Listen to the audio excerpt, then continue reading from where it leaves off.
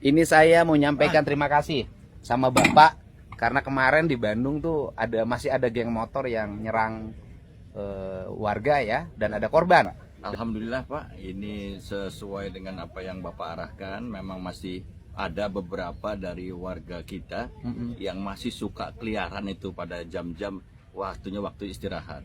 Kemudian juga masih ada sebagian warga lagi yang hobinya memang melakukan pengerusakan, mengganggu orang lain.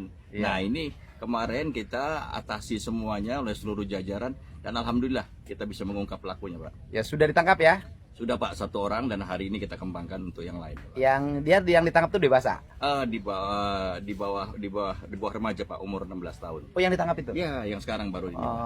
Tapi proses hukum untuk pidana Kita berlakukan undang-undang tentang anak dan Oke. sebenarnya Pak Siap, pokoknya tidak boleh ada geng motor lagi Jawa Barat. Insya Allah. Iya, selamat Hari Bayangkara, Pak. Terima kasih Pak Gubernur. Atur nuhun.